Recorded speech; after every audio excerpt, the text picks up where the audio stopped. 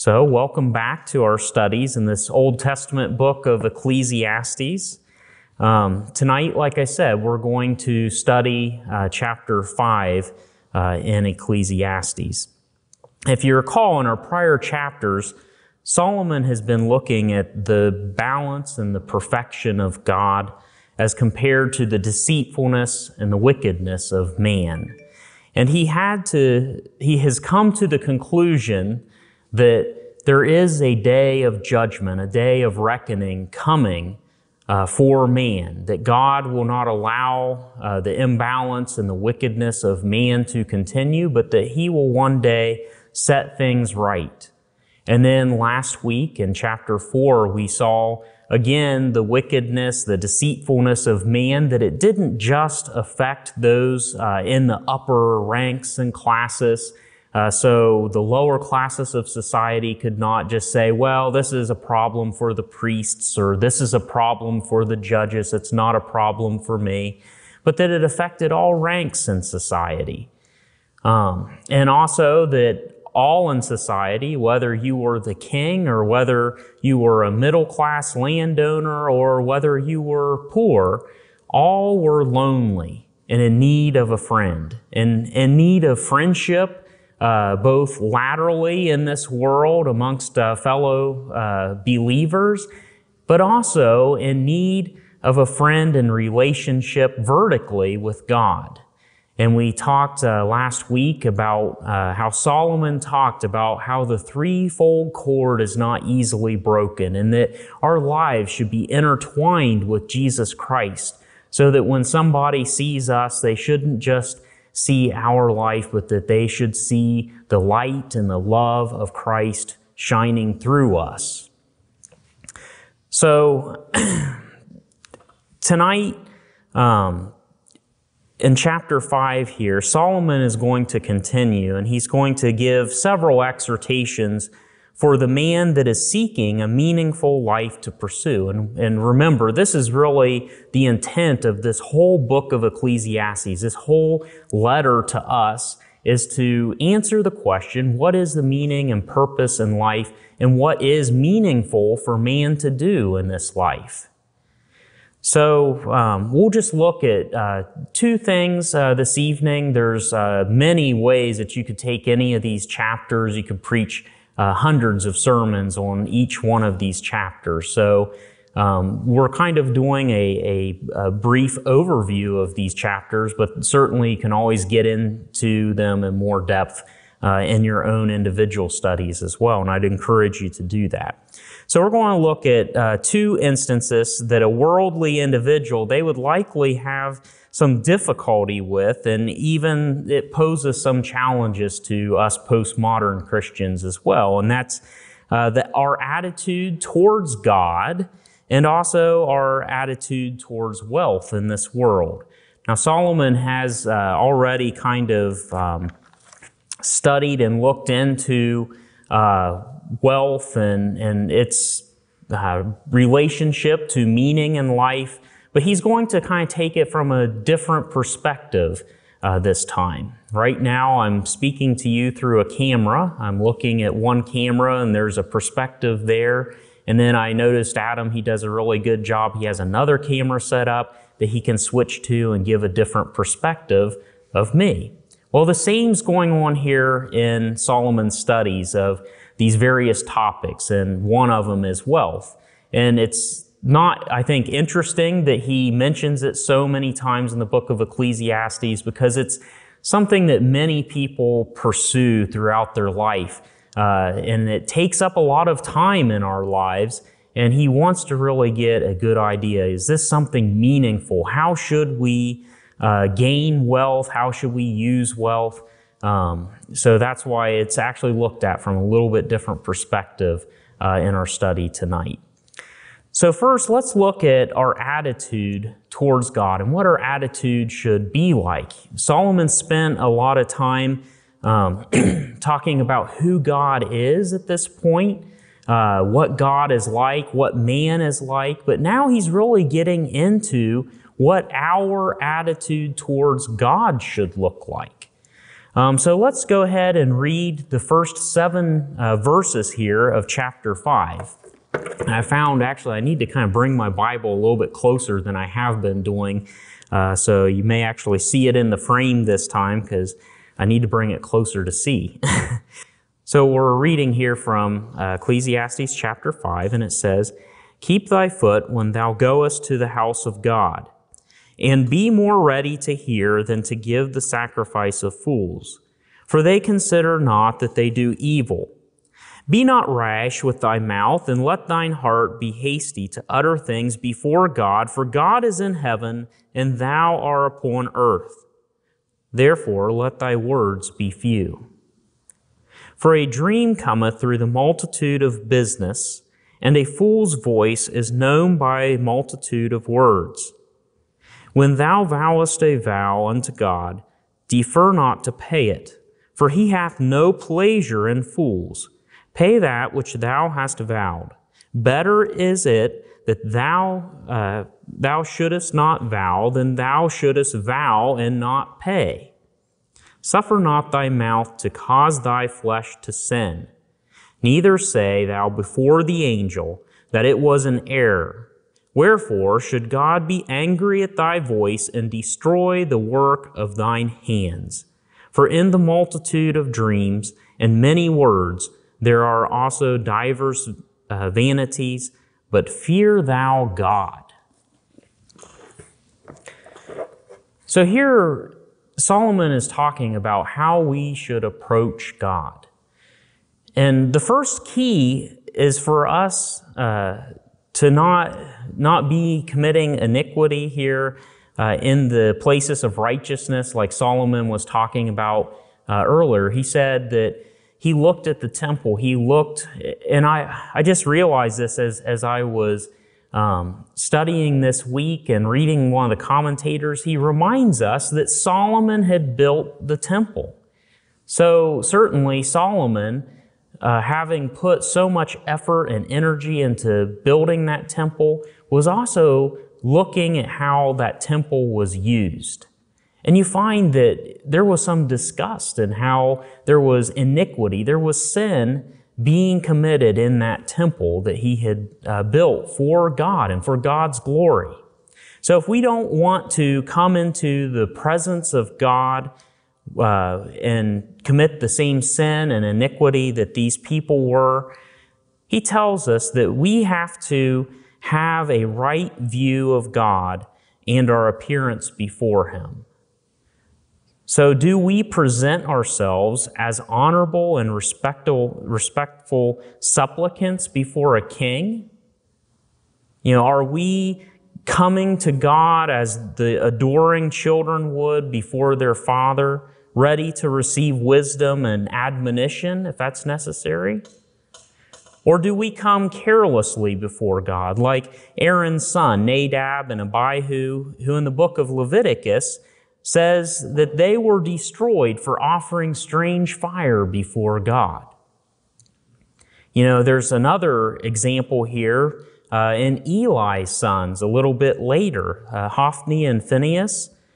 And it was their poor administration, let's say, in the temple, their wickedness in the temple that ended up leading to their destruction and even their father's death. So are we coming before God in that manner? If we look at those two instances that I just mentioned, one can only conclude that it was these young men's service to the Lord. They had approached it as something that was a common routine. They carried it out with their hands, but they didn't have a heart, though, for God. So with such an attitude, their worship degenerated into an offensive and a wicked affair that eventually led to their destruction. Solomon here, he warns us to keep our feet, to watch our path that we take, to watch that path that we take into God's presence. Some would say that even alludes to God's words to Moses when he came to the burning bush. If you remember, God told Moses, "Take off thy sandals. You're standing on holy ground." God did not want anything artificial. He did not want any facade. He did not want anything to separate him from Moses on his holy ground. And therefore, when we come before God, we should not come with fake facades or items of self-righteousness that come between us and God's holy ground. In the next verse, Solomon, he reminds us of our position, that we are those vessels of clay. We dwell here on this earth that was made by God, and that our Maker, God, He is in heaven. So we need to have a right approach to God when we come before God. Thus, we should come with an attitude to listen to what God has for us. So often, instead, we come like that fool does in that first verse, to do our service and to do our duty before God. You know, we don't think or consider the greatness or the glory of God. We just simply have a mind focused on what's next in our day. We bring that lame and that blemished sacrifice as the Jews were doing at the time. You know, we're bringing likewise our leftover abilities, our tired, our weary bodies, our prayerless souls. We're bringing those things before God in the house of God. It's not our best. In fact, it's almost our worst sometimes. And notice here, though, that Solomon, he does not just call this a bad idea. He does not just call this, some weakness of our present age and our short attention spans. He calls this careless approach to God evil. It's something that men should be ashamed of. It's something that men should repent of. But the fool is so busy about his own business that he has no time to be about his Father's. He overlooks his insight and he quickly moves on with his life. At one time, as I was reading through the Bible, you begin to see themes in the Bible. You begin to see things over and over again, warnings in the Bible in this case. And oftentimes, I saw how the foolish, the wicked, the deceived, so many times in the Bible, it says that their destruction will come suddenly upon them. And you wonder, I wondered, how could their destruction come so suddenly upon them other than the fact that they were not looking for it? Because the Bible is warning the believer, it's warning the unbeliever as well. It's warning the world, all of humanity, that judgment is coming, that we cannot for all days continue in defiance of a holy and pure God. So this destruction that's coming upon the foolish and upon the wicked and upon the deceived, I think of it this way. Peter gives the example of a lion that's stalking its prey. It's sneaking up quietly on its prey. And I know I'm not the only one that's watched those nature shows and you see lions stalking prey on some plain in Africa or wherever. And you always see that gazelle, let's say, that the lion's trying to get a hold of. If it looks around and it sees that lion, almost every time it will get away. And it's the same with believers. If we are alert, if we are awake, if we are paying attention, and we know that we have an enemy in the devil that is stalking us, and we turn and we look around, we will not be destroyed because we will see what's coming upon us, and we will put our faith and trust in Jesus Christ as we are told to do in the Bible. So we are duly warned on how to behave in the presence of God. We are to be quiet and listen, Solomon says. We are to be simple, honest, and sparse with our vows. Now, when I read this, a lot of times I'm thinking, yes, they had lots of vows, and In the Old Testament times, they would make various vows to God, and they had to carry those out. And there's examples of the judges. There's one of the most common examples is Samson. He had to grow his hair long. He was not allowed to shave his hair, cut his hair. He would lose his strength that God had given him. Those type of vows existed in the Old Testament, but I think a lot of times we forget about the vows that are made to God even today. Think of, one of the most easiest ones I think to give an example of is on the wedding day. There are vows that are made before God. But what about statements of truth that people sign, when you do your taxes or you fill out some sort of legal document? You have to tell the truth. Those are vows that you're making to others and before God. Sometimes you even have to raise your right hand and swear that you're telling the truth before God. But even in the church, think of the ceremonies of baptism, taking of the Lord's Supper. Those things as well, they require careful contemplation before God. They shouldn't be taken lightly. If you're giving your heart and your life to God before the congregation, you're being baptized into the body of Christ, you are making, in some ways, a vow before God and before the children of God that you are one of them. So God does not take our vows lightly, and Solomon here stresses that in the text. And he concludes that there's really no reason that God should be destroying the works of your hands just because of your mouth. But Paul, if you remember in the New Testament, he tells us that, the tongue is just like that little spark of fire that can set the whole forest ablaze. Our vows can do that before God, Solomon says. He says all the things that you have worked for with your hands can be destroyed because of your loose lips, when we say things that we ought not to say. And we like to talk about God listening to us, God answering our prayers. He's always listening to us. But now Solomon's warning us that yes, God is listening to us, but it's what we say that is very important. It should be meaningful, and it should be well thought out, not just off the cuff. Sometimes it's easy to speak off the cuff or to even pray off the cuff.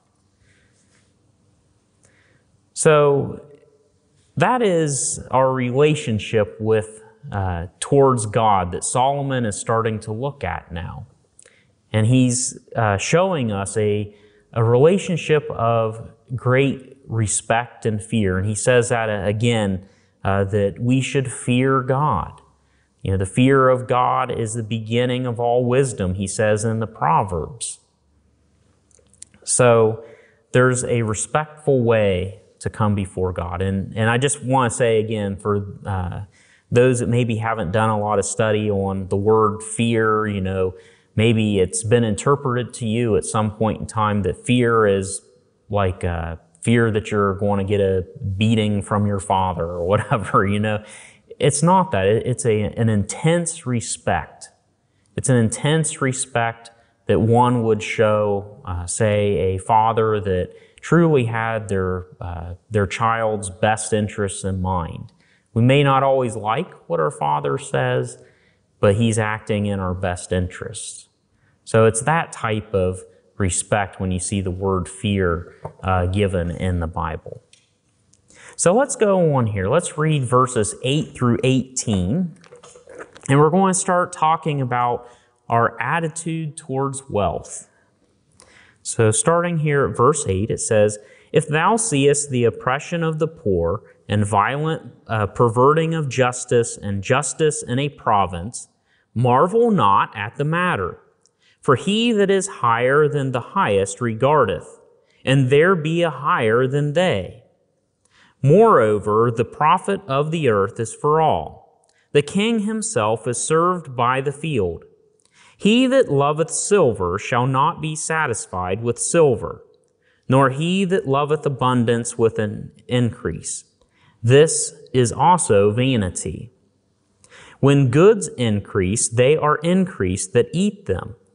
And what good is there to the owners thereof, saving the beholding of them with their eyes? So essentially all they get to do is look at their money and look at the goods that they bought. But I remember some very wealthy doctors that, they worked so much that I always wondered, by the time they got home, they had to probably just go to sleep. And though they were doing a good job and they were helping people, but I thought all they ever got to do was just look at their money and see other people and their family enjoy it. And that's kind of what Solomon's talking about here. In verse 12, it says, "The sleep of a laboring man is sweet, whether he eat little or much, but the abundance of the rich will not suffer him to sleep. There is a sore evil which I have seen under the sun, namely riches kept for the owners thereof to their hurt. But those riches perish by evil travail, and he begetteth a son, and there is nothing in his hand." So he had all these riches, but he lost them, and so there was no inheritance for his son. Verse 15, "As he came forth of his mother's womb, naked shall he return to go as he came, and shall take nothing of his labor which he may carry away in his hand. And this also is a sore evil, that in all points as he came, so shall he go. And what profit hath he that laboreth for the wind? All his days also he eateth in darkness, and he hath much sorrow and wrath in his sickness." Actually, I think I'm going to stop at verse 18 there, because that's kind of the next section. So this section, it opens with two verses that have been taken in slightly different directions depending on what commentator you read. And I'll read that again there so we don't miss it. But it says, "If you see the oppression of the poor and the violent perverting of judgment and justice and of providence, marvel not at the matter, for he that is higher than the highest regardeth, and there be higher than they." So I was a little bit baffled too when I first read that, and then I went to the commentators, and there's several, slight variations of the interpretation of those verses, but the two prevailing and complementary interpretations of those verses are that, number one, that we should not be surprised or dumbfounded when we see injustice in the world. There's some people, we're talking about our relationship with God, and then Solomon starts to talk about money. And before he even gets into money, he kind of shuts down this argument that, God allowed money to be in this world, and look how bad it's turned out. Solomon says, I know that there is injustice in the world that's related to wealth and to money and those things. But don't be mesmerized. Don't be amazed. Don't be dumbfounded by it. Don't be caught up by it. Because some people will want to get caught up with that, and it will ruin their relationship with God. I like to watch, there's various Christian apologists that go around to college campuses, and they get this question all the time: how could God allow there to be evil in the world?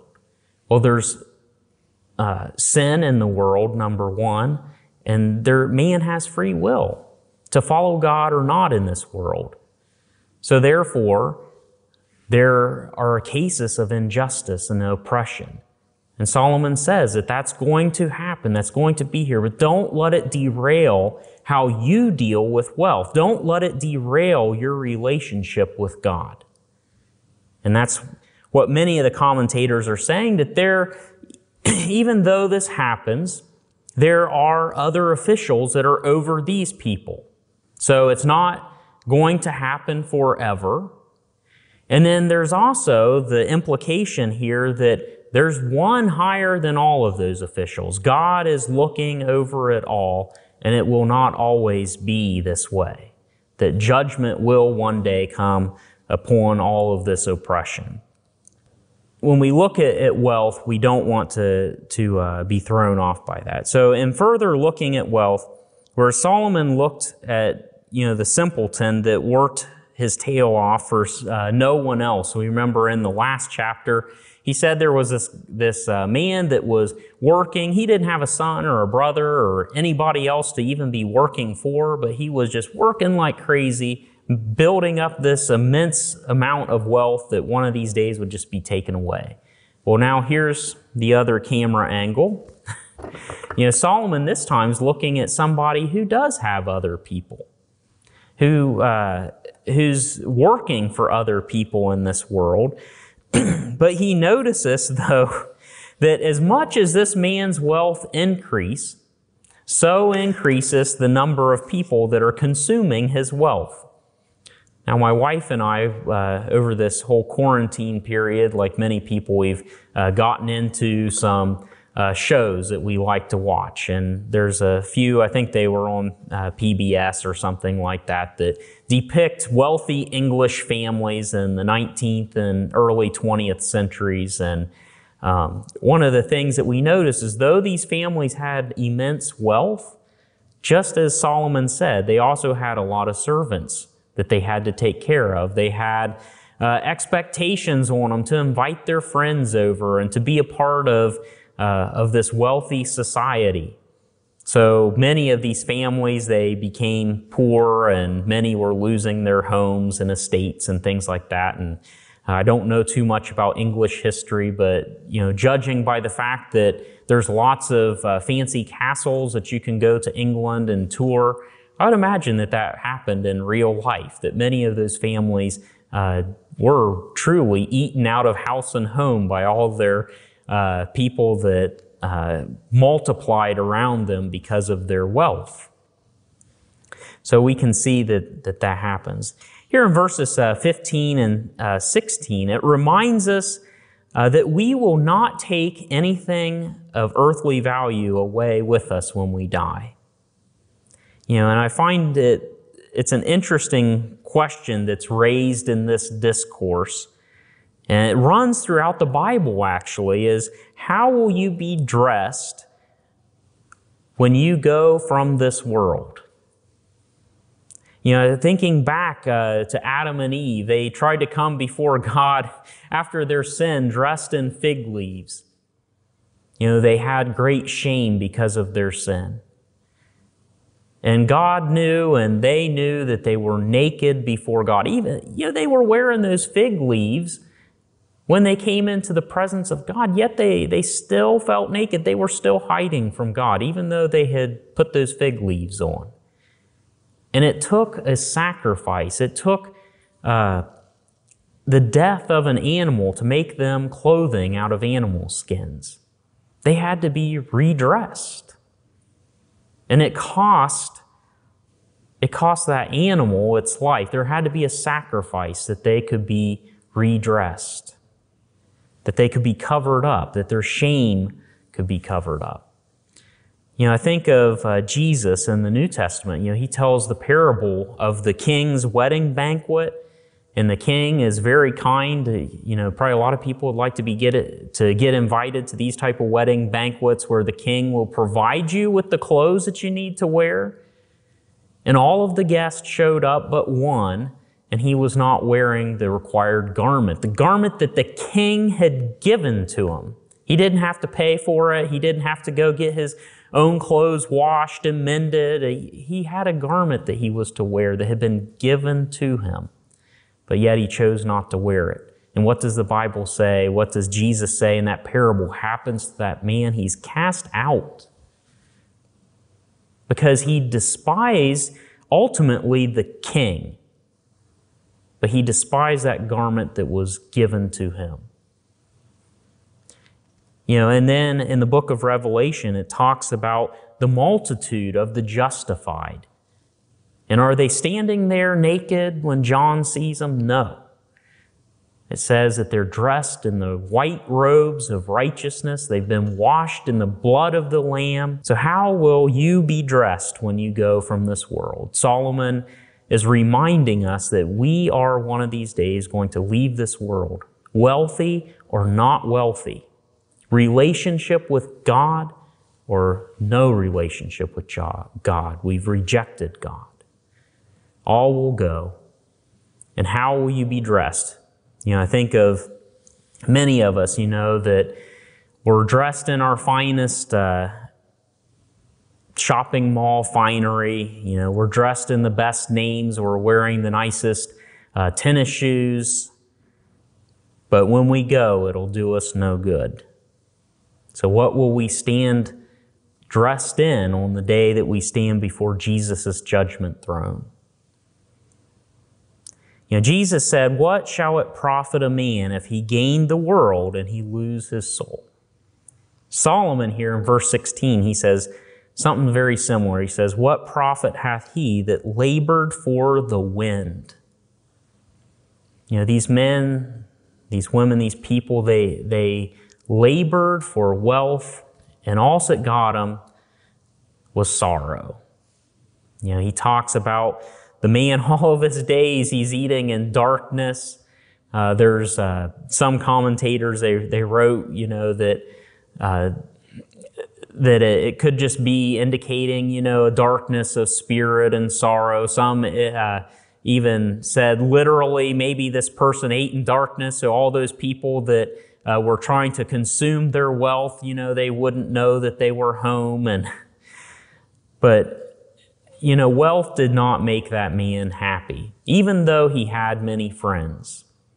So just like the man that worked and lived for wealth, even though he didn't have anybody to share it with, that man was kind of a simpleton.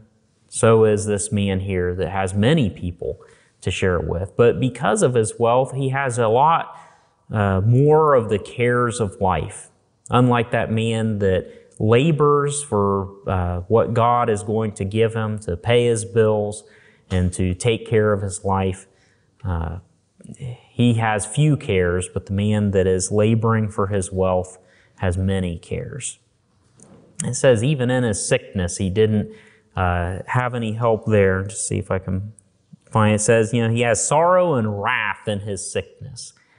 I've seen people that are sorrowful and they're angry. And, that's a normal stage of the grieving process. But some people are very angry at God. They're very angry that they're going to have to leave their wealth and their possessions behind when that realization comes.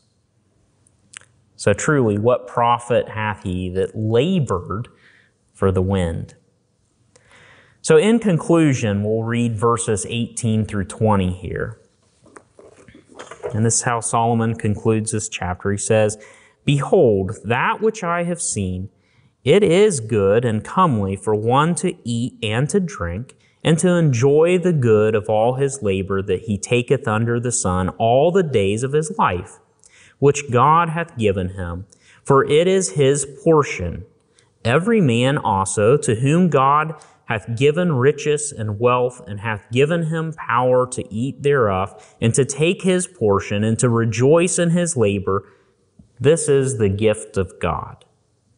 For he shall not much remember the days of his life, because God answereth him in the joy of his heart."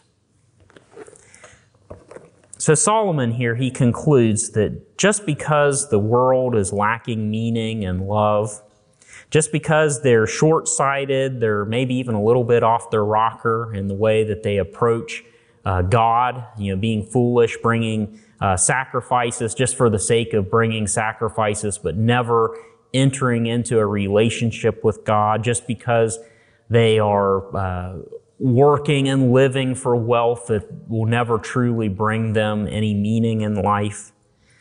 He says, God, though, has another program for his people. It's one that brings peace and joy and enjoyment, yes, even from the labors and the fruits of our labor on this earth. But here, God's way, it means separating ourselves from the worldly attitudes that were mentioned earlier in this chapter. So God will give the laborer his due portion. Jesus, he spoke often of how God would provide. And he when he was preaching, he would have the people looking at the birds of the air. He would have them looking at the grass of the field. And those are just lowly little things. We don't think that much of those things. There's thousands of birds probably out behind me right now, all building nests and doing things. I don't think that much of them. But he said that God cares for those birds, and he knows if one of them dies and falls to the ground today. So if he cares for his little birds, he also cares for you. He'll make sure that you have what you need. And so therefore, we do not have to labor in the same way that somebody here is laboring in these verses. Likewise, our relationship with God does not need to be as hurried. That fool, it seems like to me like he was in a big hurry. He had somewhere to go. He had something to do other than worship God, other than be in God's presence. And the righteous man, though, he doesn't have to be in that same hurry. He can spend some time not just talking, not just asking God for something, but he can spend time listening to what God has to say to him. And I think that's hard in today's society. I'll admit, it's hard for me. But remember that Solomon also says that it's evil not to do so. It's evil to come to God quickly and without any thought of worship or thought of who we are and who God is.